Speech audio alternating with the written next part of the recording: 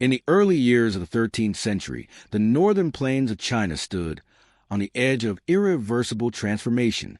What had once been a stable frontier between steppe and empire began to fracture, not with a single decisive blow, but through a series of pressures that accumulated quietly at first, then all at once. At the center of this unraveling stood Zhongdu. Zhongdu was not merely a city. It was a political heart of the Jin Dynasty, a fortified capital designed to project strength, stability, and permanence. Its high walls, layered defenses, and administrative cores symbolize an empire that believed itself secure behind both geography and tradition. But beyond those walls, the world was shifting. To the north, the rise of Genghis Khan had begun to redraw the balance of power across the Eurasian steppe. What had once been a fragmented collection of rival tribes had been forged into something unprecedented, a unified, disciplined, and mobile war machine. The transformation was not merely political, it was structural. Loyalty was reorganized. Command chains were simplified. Mobility became doctrine. And with that, the frontier ceased to be a buffer. For decades, the Jin Dynasty had relied on a familiar strategy: divide the tribes, manipulate alliances, and prevent any single power from consolidating control over the steppe. It had worked until it didn't. Genghis Khan's consolidation of the Mongol tribes represented a fundamental failure of that strategy. What made the threat uniquely dangerous was not just military capability, but clarity of purpose. The Mongol leadership did not seek raids or tribute alone. They pursued submission or annihilation, and they moved quickly. The first major cracks appeared not at Zhongdu itself, but along the northern frontier. Jin outposts, long accustomed to skirmishes and limited incursions, encountered something entirely different. Coordinated assaults, rapid withdrawals, and repeated strikes designed to destabilize rather than occupy. Commanders reported confusion. Enemy forces appeared, vanished, then reappeared at unexpected angles. Supply lines were disrupted not by siege, but by absence, by the inability to locate and engage a fixed enemy. The Jin military, structure for defense and positional warfare, struggled to adapt, and yet within the capital, there remained a belief that the situation was manageable. The court of the Jin Dynasty was not unaware of the Mongol threat. Reports arrived regularly, detailing losses, retreats, and the growing scale of incursions. But interpretation of those reports was filtered through political calculation. Acknowledging the full extent of the danger would require a shift in strategy, resources, and leadership. It would mean conceding that the frontier system had failed. Instead, decisions were delayed. Reinforcements were sent, but not in sufficient numbers. Commanders were rotated, but without structural reform. The problem was treated as temporary, an escalation that could be contained. This misreading would prove decisive. By 1211, the conflict escalated into open war. The Mongol forces advanced southward with increasing coordination. Rather than attacking isolated targets, they began dismantling the defensive network itself, systematically targeting fortifications, supply hubs, and communication routes. Each loss compounded the next. Jin forces found themselves reacting rather than directing. Strategic initiative had shifted, and with that shift came a deeper psychological impact. Inside Zhongdu, the atmosphere began to change. At first, it was subtle. Merchants reported delays. Grain prices fluctuated. Messengers arrived less frequently, and when they did, their reports were less reassuring. Then came the refugees. They arrived from the north in increasing numbers, families, soldiers, officials, bringing with them not just stories of defeat, but evidence of it. Burned settlements, abandoned fortresses, entire regions no longer under Jin control. Their presence altered perception within the city. The threat was no longer distant. The Jin court faced a dilemma that would define its response. To reinforce Zhongdu meant concentrating resources and signaling that the capital itself was at risk. To maintain frontier defense meant spreading forces thin across a collapsing perimeter. Both choices carried consequences. Ultimately, the decision leaned toward preservation of the capital.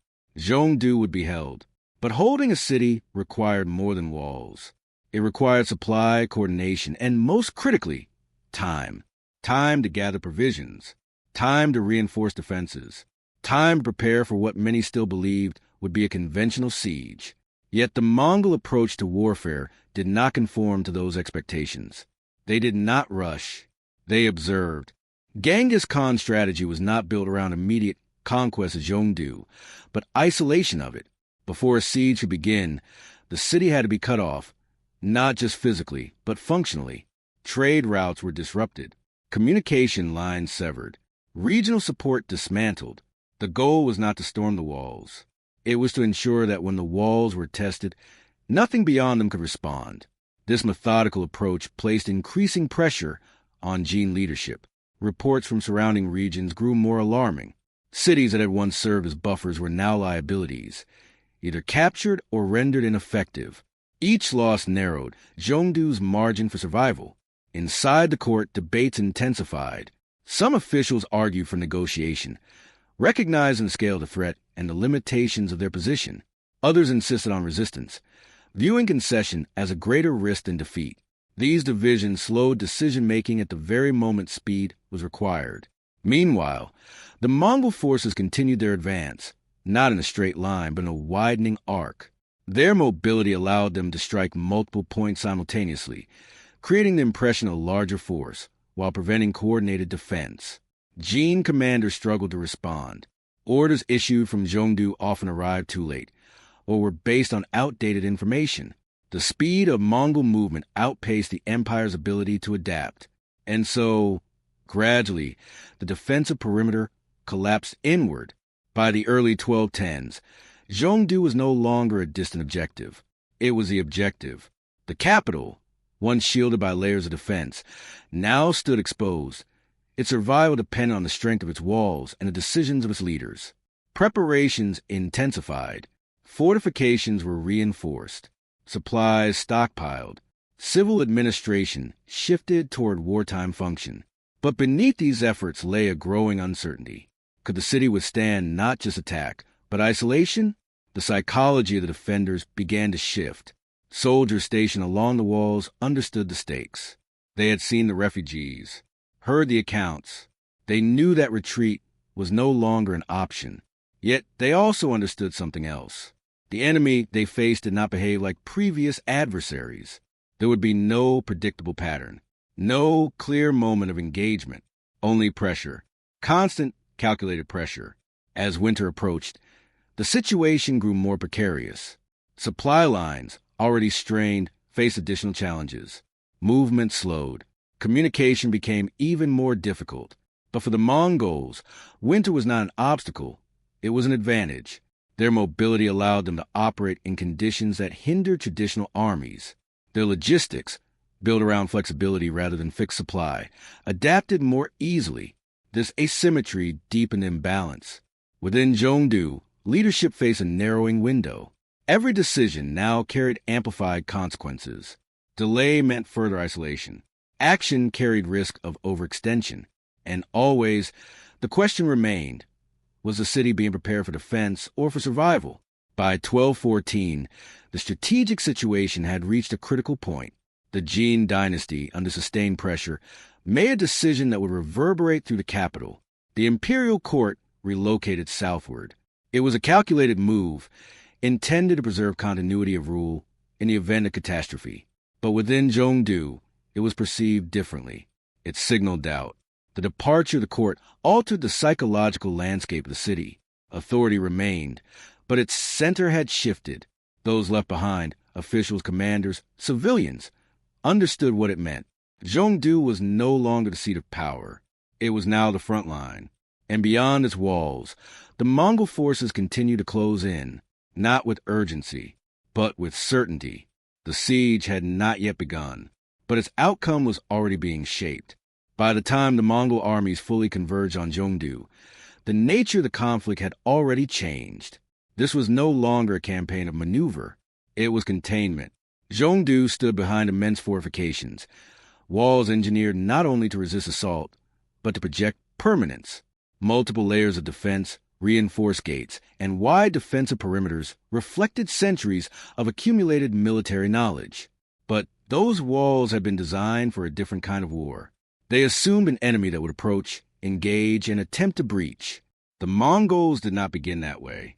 Under the command of Genghis Khan, the siege developed gradually, almost imperceptibly at first. Encampments appeared at a distance, then multiplied. Routes leading into the city were monitored, then blocked. Small detachments moved with precision, intercepting messengers, capturing supply convoys, and dismantling any attempt at coordination beyond the walls. The objective was not immediate confrontation. It was suffocation. Inside Zhongdu, the defensive structure was still intact, but its operational capacity was eroding. Grain reserves, though initially sufficient, were calculated based on assumptions that no longer applied. Supply interruptions were expected during sieges, but not on this scale and not for this duration. The city had prepared for resistance. It had not prepared for isolation of this magnitude. The Jin command structure attempted to adapt. Garrisons were reorganized, rationing systems implemented, defensive patrols increased along the walls. Yet each adjustment revealed a deeper limitation. Information was scarce. The Mongol forces did not present a fixed front. They shifted positions, withdrew, reappeared. Their movements created uncertainty, not only about where they were, but about how many there were. Estimates varied wildly, and uncertainty, more than numbers, shaped decision-making. The commanders within Zhongdu faced a persistent dilemma. To conserve resources meant limiting engagement, allowing the Mongols to maintain pressure unchallenged. To engage aggressively meant risking losses that could not be replaced. Every sortie carried weight, and most ended inconclusively. When Jin forces attempted to break through the encirclement, they encountered a pattern that became increasingly familiar. Initial success, light resistance, apparent openings. Then, rapid counter-movement. Mongol units, dispersed and mobile, converged with speed. Retreat routes closed. What began as an offensive maneuver became a withdrawal under pressure. These engagements did not destroy the Jin forces, but they exhausted them. The Mongol approach relied on cumulative effect. No single battle determined the outcome. Instead, pressure was applied continuously, logistical, psychological, strategic. And over time, the defenders began to feel it. Within the city, the environment shifted from controlled preparation to constrained survival. Rationing intensified. Food distribution became centralized, monitored closely to prevent hoarding or unrest. Markets, once active, slowed to near stillness. The flow of goods had stopped. What remained was finite. The civilian population experienced the siege differently than the soldiers. For them, the threat was not the wall, but what lay behind it. Scarcity, uncertainty, the gradual realization that the structures of daily life were no longer reliable. As supplies diminished, substitutes emerged, first reluctantly, then routinely. Grain was stretched. Livestock numbers declined. Materials once considered inedible began to enter the food supply. Each adaptation reflected a deeper stage of deprivation. For the soldiers, the pressure took a different form. They remained stationed along the walls, maintaining vigilance against an enemy that rarely presented itself directly. Hours passed without engagement. Then sudden movement, arrows, probing attacks, distant signals. Then stillness again. This rhythm, interruption without resolution, eroded focus. Fatigue accumulated. Commanders attempted to maintain structure. Rotations were enforced. Patrol schedules adjusted. Signals standardized to respond quickly to Mongol activity. But beneath these measures lay a growing concern. The siege was not escalating. It was tightening. Outside the walls, the Mongol forces continued to refine their position. Encampments were not static. They shifted in response to opportunity, terrain, and intelligence. Their supply system, decentralized and mobile, allowed them to operate without reliance on fixed lines. They drew from the surrounding regions, from captured resources, from the movement of their own herds. This flexibility allowed them to sustain pressure without overextending. Crucially, they avoided unnecessary risk. Direct assaults on Zhongdu's walls were rare. Instead, they focused on control. Control of movement, control of information, control of time. Siege engines did appear, but not in overwhelming numbers, and not as the primary strategy. Their presence served a different purpose. They reminded the defenders that the walls could be tested, that resistance was not absolute. Within Zhongdu, leadership cohesion began to show signs of strain. The absence of the imperial court, relocated months earlier, had created a vacuum. Authority remained, but its legitimacy was less certain. Decisions carried weight, but also scrutiny. And as conditions worsened, scrutiny turned to doubt. Some officials argued for negotiation. The logic was grounded in survival. The Mongols had demonstrated both capability and intent. Resistance, under conditions of isolation, risked total collapse. Others rejected this approach. They viewed negotiation not as strategy, but as surrender, an irreversible concession that would dismantle what remained of Jin authority. This division did not produce immediate conflict, but it slowed response, and time increasingly favored the besiegers. The city's defenses remained formidable, but defense without reinforcement becomes a static condition, and static conditions degrade. As the siege extended into its later phases, the effects of isolation became more pronounced. Disease began to spread. Crowded conditions, limited sanitation, and weakened populations created an environment where illness could move quickly. Medical capacity, already strained, struggled to respond. The impact was uneven but cumulative. Each loss reduced the city's ability to function. Morale shifted not abruptly but gradually. At first, confidence had been anchored in the strength of the walls, then in the expectation of relief.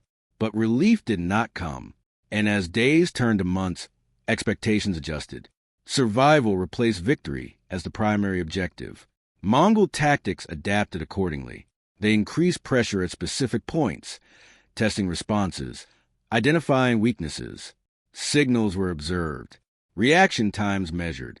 Every engagement, however minor, provided information, and that information shaped the next move. For the defenders, the challenge was no longer just physical. It was cognitive, understanding an enemy that did not conform to expectation, responding to patterns that were deliberately obscured, maintaining coherence under conditions designed to disrupt it. Occasionally, attempts were made to re-establish external contact. Messengers were dispatched under cover of darkness. Small units attempted to slip through the encirclement. Few succeeded. Those who did brought back limited information and little reassurance. By early 1215, Zhongdu was no longer holding the line. It was enduring. The distinction mattered. Holding implies control. Enduring implies survival under diminishing options. Inside the city, resource calculations became more urgent. Rationing tightened further. Non-essential functions were reduced or eliminated. The city's structure, administrative, economic, social, contracted inward, focusing on what was necessary to continue. Yet even necessity has limits, and those limits were approaching. Outside, the Mongol forces remained patient. They had no need to accelerate. Every day the siege continued. Their position improved. Every day the city weakened. The balance of power had shifted decisively, not through a single breach, but through accumulation. And as spring approached, the conditions for a final phase began to take shape. The walls still stood. The gates remained closed. But the system behind them, the network of supply, command, and cohesion, was no longer intact. The siege had done what was designed to do. It had reduced the capital to a condition where collapse would not require force alone, only timing, and that timing was approaching. By the final months of the siege, Zhongdu no longer functioned as a capital in any meaningful sense. Zhongdu still stood behind its walls, its gates intact, its towers manned, but the internal structure that had once sustained it was failing. The transformation was not marked by a single event. It unfolded through accumulation. Food reserves, once carefully rationed, had reached critical depletion. Distribution systems, already strained, began to fracture under pressure. What had been centrally managed became inconsistent. Some districts received less. Others, nothing at all. Control weakened. And with that, predictability disappeared. Starvation did not arrive suddenly. It advanced in stages. At first, there was substitution, lower quality grain, unfamiliar sources, reduced portions. Then came absence. Meals skipped. Days stretched between distributions. Physical strength declined, not evenly but perceptibly. Labor slowed, and with it, the city's remaining capacity to maintain itself. For the soldiers, the effects were immediate and measurable. Endurance decreased. Reaction time slowed. Coordination suffered. Defensive routines, once structured and reliable, became harder to sustain. Rotations shortened. Rest became irregular, yet the walls remained manned, not because conditions allowed it, but because there was no alternative. Commanders within Zhongdu faced a narrowing set of choices. The possibility of breaking the siege had diminished to near impossibility. Previous attempts had failed, and the forces required for a successful breakout no longer existed in sufficient strength. Negotiation remained an option, but one complicated by uncertainty. The Mongol approach to surrender was not always consistent. Submission could result in preservation, or it could be followed by destruction. This uncertainty paralyzed decision-making. Delay continued, and with each passing day, the cost of that delay increased. Within the civilian population, order began to erode, not through sudden revolt, but through fragmentation. Communities that had once functioned collectively began to prioritize survival at the smallest scale: family, household, individual. Trust diminished. Competition for resources intensified, and as formal structures weakened, informal ones replaced them, often unevenly, often temporarily. Disease, already present, spread more rapidly through a population weakened by hunger. The city's capacity to respond medically, administratively, was no longer sufficient. Containment became impossible. The effects were cumulative. Each loss further reduced resilience. Outside the walls, the Mongol forces maintained their position. They had observed the progression. They understood the trajectory, and they adjusted accordingly. Under the command of Genghis Khan, the final phase did not begin with a sudden escalation, but with increased precision. Pressure points identified over months of observation were now tested more directly. Defensive responses were slower, less coordinated, more predictable. Probing attacks intensified, not to overwhelm, but to confirm, to determine where resistance remained effective and where it had degraded. At key sections of the wall, Mongol forces began to concentrate. Siege equipment, previously used sparingly, was deployed with greater consistency. Projectiles struck with rhythm, not constant, but regular enough to disrupt, to force defenders into repeated response, to wear down what remained of their capacity. Inside Zhongdu, the impact was immediate. Every impact on the wall required attention, inspection, reinforcement, adjustment. But resources, materials, labor, energy were limited. Repairs became partial, temporary. The defenders understood the implication. The walls could still hold, but not indefinitely. As the pressure increased, internal divisions sharpened. Those who had advocated for negotiation renewed their arguments, now grounded in immediate necessity. Those who resisted continued to emphasize honor, resistance, and the uncertainty of Mongol terms. The debate, once strategic, had become existential, and still no unified decision emerged. At some point, unclear in exact sequence, but evident in outcome, the balance tipped. Control within the city fractured, not completely, but enough. Reports from within Zhongdu describe sections of the city where authority ceased to function, where distribution systems failed entirely, where defensive coordination broke down, not through abandonment, but through inability. The Mongols recognized a shift. Their movements adjusted. Encirclement tightened, not geographically, but operationally. Opportunities increased, and they moved to exploit them. Accounts suggest that entry into the city did not occur through a single decisive breach. Rather, it emerged from a combination of factors: localized failures, weakened defenses, and the inability to respond effectively. Once access was achieved, the nature of the conflict changed immediately. The siege ended. The collapse began. Urban combat within Zhongdu was not structured. It did not follow lines or formations. It unfolded in fragments, street by street, district by district. Resistance occurred, but without coordination. Units fought where they stood, and when they could no longer stand, they ceased. For the civilian population, the distinction between battlefield and city disappeared. Movement became dangerous, shelter uncertain. The systems that had once provided order no longer existed. The Mongol forces, trained for mobility and control, adapted quickly to the urban environment. Their objective was no longer containment. It was conclusion. What followed was not a prolonged occupation. It was destruction. Fires spread across the city, whether initiated deliberately or as a consequence of combat. Their effect was the same.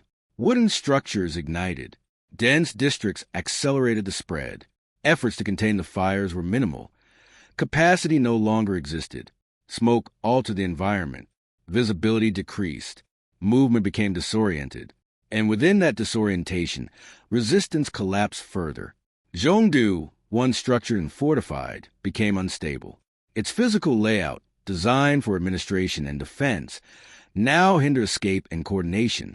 Streets choked, routes blocked. The scale of destruction expanded, not uniformly, but extensively. For the Mongols, the outcome aligned with strategic intent. The elimination of Zhongdu as a functioning center of power removed a critical node within the Jin Dynasty. It was not simply a victory. It was a redefinition of the political landscape. For the Jin Dynasty, the loss was irreversible. The capital had not merely fallen. It had been erased as an operational entity. Survivors, where they existed, carried forward fragments of the event. Accounts shaped by perspective, by proximity, by survival. But across those accounts, a consistent pattern emerges. The fall of Zhongdu was not sudden. It was the final stage of a process that had begun years earlier, with strategic miscalculation, delayed response, and the inability to adapt to a fundamentally different form of warfare. The siege demonstrated a shift in military reality. Walls, however strong, could not compensate for isolation. Defense, however organized, could not succeed without flexibility. And leadership, however established, could not endure without clarity under pressure. In the years that followed, the consequences extended beyond the ruins of Zhongdu. The Mongol expansion continued. The Jin Dynasty, though not immediately extinguished, was permanently weakened. Its capacity to resist further incursions diminished. Its strategic position compromised. Zhongdu itself would not recover in its original form. The space it had occupied, politically, administratively, symbolically, was gone. What remained was absence, and that absence marked more than the fall of the city. It marked the end of a system that had believed itself secure, until it was not. The siege did not rely on a single decisive moment. It relied on accumulation, pressure applied over time, decisions made under constraint, consequences unfolding in sequence. And in that sequence, Zhongdu disappeared.